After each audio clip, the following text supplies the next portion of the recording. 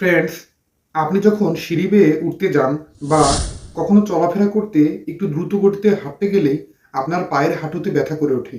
অসারতা পায়ের হাঁটু ভেঙে আসার মতো অবস্থা হয়ে যায়। আপনি জানেন কি এই সমস্যাটির সমাধানের সঠিক উপায়টি কি? মাত্র একটি পানীয় যেটি পান করলে আপনার মাত্র ৩ দিন থেকে রোগটি দিব্যি আরাম হতে শুরু করে। ৭ দিনের ভিতরে আপনি আরাম হয়ে যান, স্বস্তি ফিরে পান। আপনার হাঁটুর কামড়ানো, হাঁটুতে ব্যথা হওয়া, অস্বস্তি ভাব কেটে যায়। আপনার হাঁটুতে যে আড়ষ্ঠতা, জড়তা চলে আসছিল সেটি কেটে যায় এবং আপনি সুস্থ হতে শুরু করেন।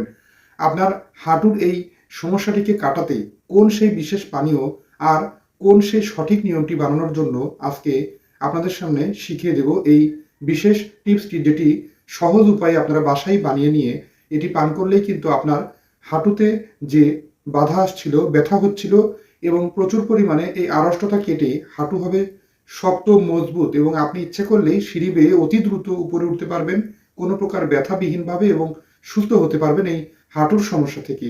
বুঝতেই পারছেন কতটা জরুরি আজকের এই আলোচনাটা। না কেটে গুরুত্বপূর্ণ আলোচনাটা সম্পূর্ণরূপে দেখবেন।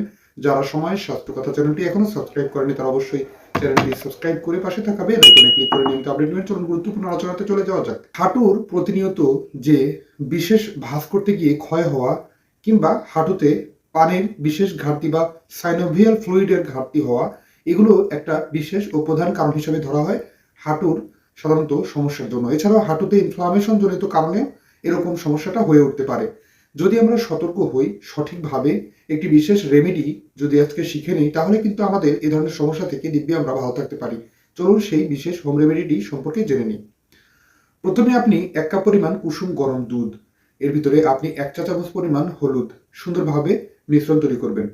আপনি জেনে অবাক হবেন, দুধে আছে প্রচুর পরিমাণ vitamin D, calcium, minerals, vitamin, যা আমাদের দেহের ক্ষয়পূরণ, হাড়ের যে ভঙ্গুর ভাব কাটাতে সহায়তা হয় এবং আমাদের হাড়ের ভিতরে যে হালকা প্রদাহজনিত সমস্যা আছে এগুলোকে কাটিয়ে দিতে খুব ভালো ও কার্যকরী ভূমিকা পালন করে। এছাড়া দুধে আছে প্রচুর পরিমাণ জিঙ্ক, যা আমাদের হাড়ে হালকা পরিমাণ ব্যথা বা বাতের ব্যথাজনিত সমস্যাগুলোকে কাটিয়ে দিতে খুব ভালো ও কার্যকরী ভূমিকা পালন করে। এছাড়াও বোনসের ভিতরে যে বিশেষ ডিফর্মিটি প্রবলেমটা তৈরি হচ্ছিল সেগুলো কেটে গিয়ে দিব্যি ভালো থাকতে সহায়তা করে।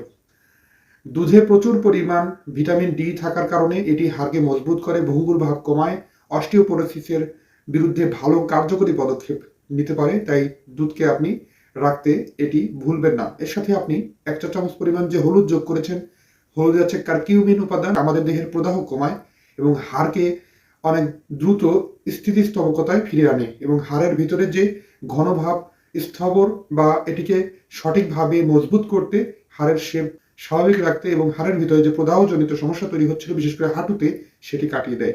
জেনে অবাক হবেন, এর পরবর্তীতে আপনি আস্তে আস্তে নাড়াতে নাড়াতে যখন এটি কুসুম কুসুম গরম অবস্থায় ফিরে আসে, তখন আপনি ১ চা চামচ পরিমাণ খাঁটি মধু, প্রাকৃতিক মধু যোগ করুন, যেটি আপনার হাঁটুর ভিতরে যে জয়েন্টে সাইনোভিয়াল ফ্লুইড প্রবলেম বা ঘাটতি হচ্ছিল সেটিকে যেভাবে কাটিয়ে দেয়। এর পাশাপাশি প্রাকৃতিক অ্যান্টিঅক্সিডেন্ট ও ফাইটোকেমিক্যাল থাকার কারণে এটি কিন্তু আমাদের পায়ের ভিতরে আড়ষ্টতা কাটায় এবং এছাড়াও প্রাকৃতিক অ্যান্টিঅক্সিডেন্ট উপাদান থাকার কারণে পায়ে বল বেড়ে যায় এবং দিব্যি আপনি হাঁটা চলাফেরা করতে পারেন সিঁড়ি বেয়ে উঠতে আপনার কোনো প্রকার বাধা বিহীনভাবে। বুঝতেই পারছেন কতটা গুরুত্বপূর্ণ আজকের এই আলোচনাটা। আপনি অবশ্যই এই হোম রেমেডিটি সুন্দরভাবে নাড়িয়ে নিয়ে বানিয়ে আপনি প্রতিদিন রাত্রিতে শোবার পূর্বে এই বিশেষ রেমেডিটি পান করতে আরম্ভ করুন।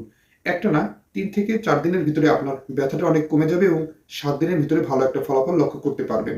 আপনি আপনার বাসায় পরিবার পরিজন কিংবা বয়োজ্যেষ্ঠ কোনো ব্যক্তি যদি এরকম সমস্যায় ভোগেন, তাহলে সহায়তা করতে ভুলবেন না। আজকের অনুষ্ঠানটি আপনার যদি ভালো লাগে, চ্যানেলটি সাবস্ক্রাইব করতে অবশ্যই ভুলবেন না।